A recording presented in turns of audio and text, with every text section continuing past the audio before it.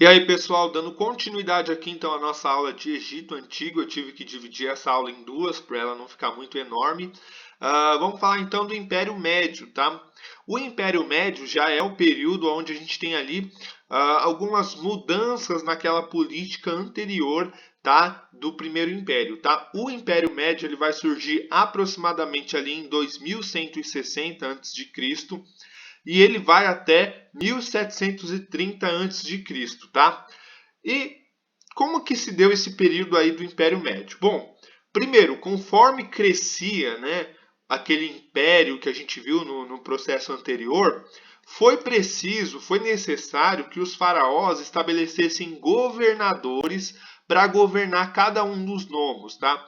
Lembrando que o império era a centralização de vários nomos, tanto do Baixo Egito como do Alto Egito, certo? Então é nesse período que vão surgir os governadores aí do Egito que vão estar a mando do faraó e que vão governar as suas regiões locais, tá? Porém, justamente essa centralização do poder nas mãos do faraó, onde todos esses governadores estão submetidos a esse faraó, são meros administradores do faraó, vai fazer com que uma parte da população, especialmente uma nobreza, se revolte contra o faraó, se revolte contra o poder central, especialmente ali a partir de 2400 a.C., certo? E aí a gente vai ter o quê?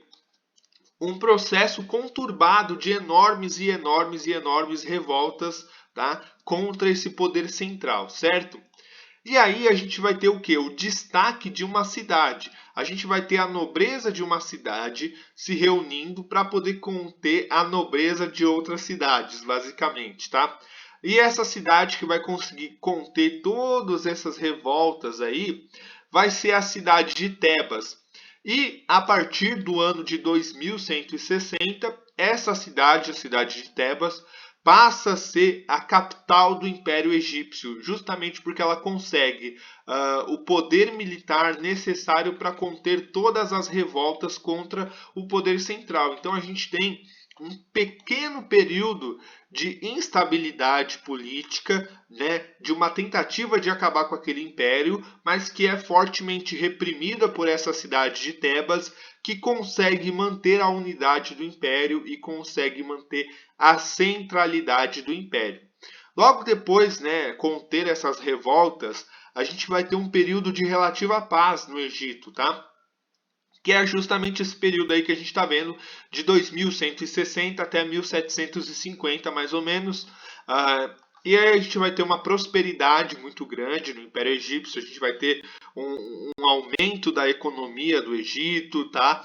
Um impulsionamento dessa economia, um impulsionamento do setor militar do Egito, que vai levar a uma nova expansão do Egito, agora para uma região chamada Núbia, tá? Que fica ali, né, no sul do Egito, né? E que era muito rica em ouro. Então é nesse período que a gente vai ter o apogeu daquele ouro egípcio que a gente costuma ver nos filmes e nas séries, justamente porque essa região, né, da Núbia era que foi conquistada pelo Egito, era muito rica em ouro, certo? Só que essa estabilidade política, esse crescimento econômico, ele vai começar a se romper a partir de 1750. Por quê? Em 1750, a gente tem a invasão de um povo nômade vindo da Ásia, que são os Ixos. Tá? Eles vão invadir o Egito, eles vão invadir especialmente o norte do Egito, e eles vão conseguir conquistar esse norte do Egito por 70 anos. Você vai me perguntar, poxa, Caio, como que alguns povos nômades vindo lá da Ásia conseguem conquistar um império tão poderoso como o Egito? Aí é que tá. Esses Ixos, eles vão trazer duas inovações militares aí, tá? Primeiro, a utilização de cavalos de guerra, né? Cavalos que puxam carros de guerra. Os cavalos, eles não existiam no Egito antes dos Ixos, tá? Os egípcios nem conheciam cavalos, não tinha cavalos no Egito. Então são os Ixos que trazem os cavalos para o Egito, tá?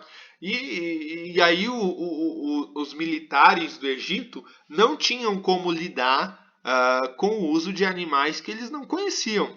E também os Ixos vão conseguir derrotar os egípcios, né, nesse período, porque os Ixos utilizavam armas feitas de bronze, que também eram metal, né? A gente tem que lembrar que o bronze ele é a fusão de dois metais, que é o níquel e o cobre, e perdão, é o cobre e o estanho, e os egípcios não tinham como derrotar ah, essas armas de bronze feitas de um metal que eles não conheciam, tá? Então esse é o período aí, eu trouxe até uma imagem ilustrativa, onde a gente tem aí a dominação dos Ixos pelo Egito, ou melhor, do Egito pelos Ixos por 170 anos, certo? Depois do Império Médio, a gente vai ter o Novo Império. O que seria o Novo Império? Seria justamente o novo império surgido a partir da expulsão desses Ixos, tá? Novamente protagonizado pela cidade de Tebas, a gente vai ter uma união novamente de toda a nobreza de Tebas, tá? Os nobres, os militares, e depois de 170 anos de domínio Ixo, todas aquelas táticas militares, o uso de cavalos, o uso de armas de bronze, vai ser incorporado pelo Egito. E o Egito vai utilizar essas mesmas táticas dos Ixos para conseguir expulsá-los, né? Então, 170 anos depois, a gente tem a expulsão dos Ixos do Egito e o surgimento de um novo império. Só que olha só que interessante.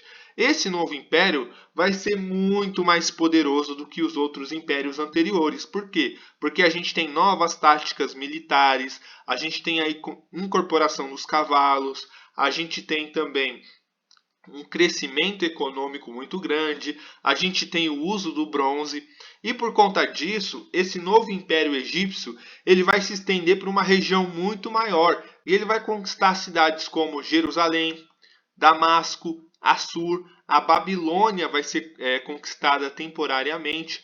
Então, olha a extensão geográfica, tá, desse novo império egípcio, tá? É toda essa região verde aqui, tá? Então, ó, ele, ele se estende por toda essa região aqui do Nordeste da África, né, que é a região comum do Império Egípcio.